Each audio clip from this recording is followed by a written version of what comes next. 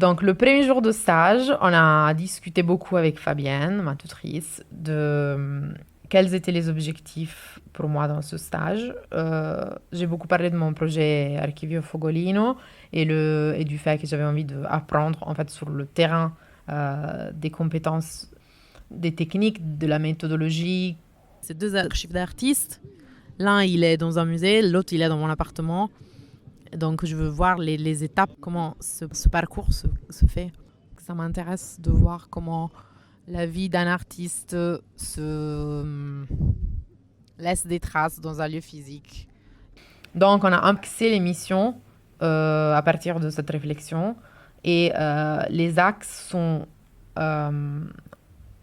assez... c'est assez technique parce que c'est vraiment de l'archivistique. Il y a un gros axe conditionnement des archives. Donc, conditionnement signifie faire en sorte que ces objets-là soient prêts à être inventoriés et à être classés et à être organisés. Donc, c'est beaucoup de dépoussiérage, faire attention à comment ils sont rangés, à comment ils sont pliés, à leur conservation, on appelle aussi conservation préventive, donc prévoir éventuellement le fait qu'il puisse y avoir des agents extérieurs, le froid, la lumière, et faire en sorte que ils soient dans les meilleures conditions possibles. Ensuite, il y a un deuxième axe, c'est l'inventaire. Donc l'inventaire, c'est la partie qui suit le conditionnement et le préconditionnement. Donc c'est le tout début de l'archive. Donc c'est tout ce qui concerne le tri, l'organisation, j'ai appris énormément de mots d'ailleurs, mais par exemple le concept de cartographier un fond documentaire ou un fond d'archives, c'est créer un plan de classement ou une carte en fait.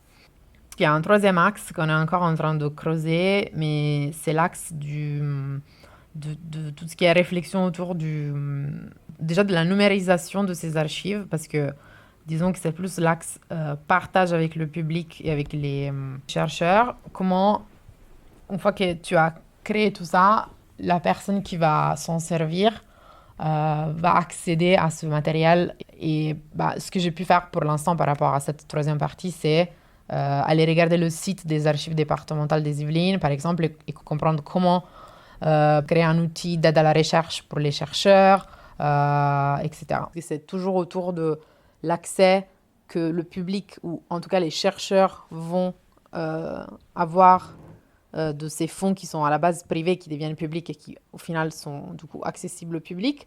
L'autre question, c'est la question de l'exposition qui va commencer en décembre.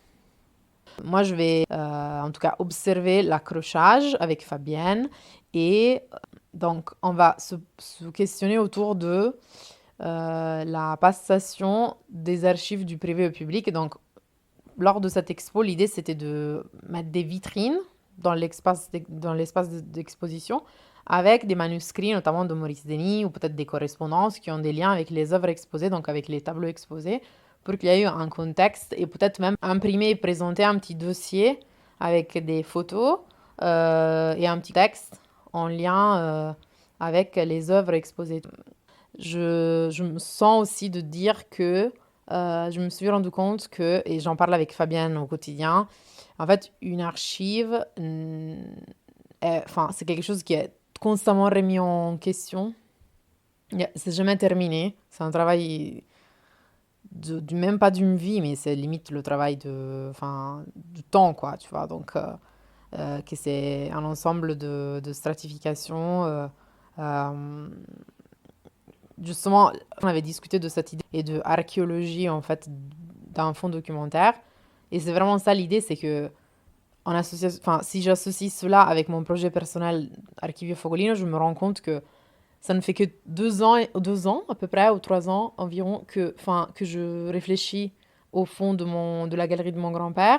Et en fait, ce n'est vraiment que le début. Enfin, je ne sais pas s'il va y avoir quelqu'un d'autre qui va me suivre dans cette aventure dans les prochaines années. Donc, ça va être au moins le cas pendant ma vie, à moi. Mais c'est vraiment que le début. Et quand je vois ce qui se passe chez Maurice Denis et le fait qu'on n'arrête pas, en fait, ils n'arrêtent pas de découvrir des nouvelles choses dans la maison, dans des coffres, dans des placards, et même il y a des liens qui se créent tout le temps entre la provenance des fonds, les personnes qui sont autour de Maurice Denis, parce qu'il ne s'agit pas forcément de lui, mais il s'agit aussi de toutes les personnes avec qui il a échangé, notamment moi je bosse beaucoup sur les cartes postales et les correspondances en ce moment, donc je me rends bien compte que c'est infini en fait, c'est vraiment une arborescence infinie dans la vie de nous tous, mais d'autant plus d'un artiste qui a beaucoup bougé, a eu beaucoup de projets tout au long de sa vie, etc. Et il faut énormément de temps et que malgré les questions que tu te poses et la stratégie que tu te fais, en fait, il y a toujours des pièces qui sortent, des tableaux qui